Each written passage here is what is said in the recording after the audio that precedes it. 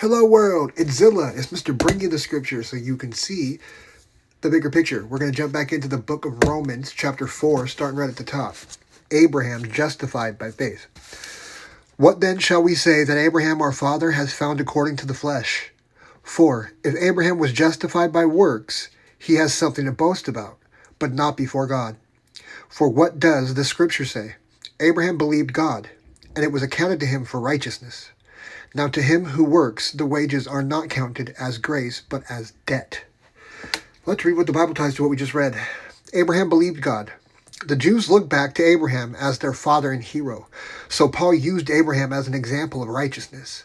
He went back to Genesis chapter 15, verse 6, as God instituted his covenant with Abraham. The testimony of the Scriptures was that Abraham believed in the Lord, and he accounted it to him for righteousness. Some things never change. Abraham couldn't be justified by his works and had nothing to boast about. And today, as in the days of Abraham, we will only be justified by grace through believing in God.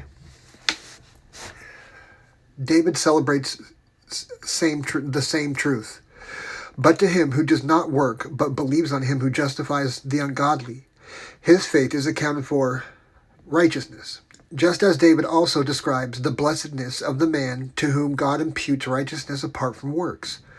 Blessed are those whose lawless deeds are forgiven, and whose sins are covered. Blessed is the man to whom the Lord shall not impute sin. Abraham justified before circumcision. Does this blessedness then come upon the circumcised only, or upon the uncircumcised also? For we say that faith was accounted to Abraham for righteousness. How then was it accounted? While he was circumcised or uncircumcised? Not while circumcised, but while uncircumcised. And he received the sign of circumcision, a seal of the righteousness of the faith which he had while still uncircumcised, that he might be the father of all those who believe.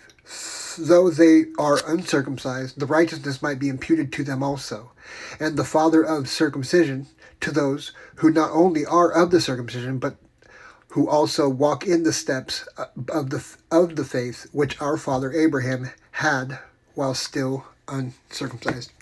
You gotta love it how the Bible bangs it out like that. If this blesses you in any way, press the buttons. And if you want the rest of the chapter, just hop in the profile after. We're gonna be back next time, right on time, to renew our minds on time. Love you guys.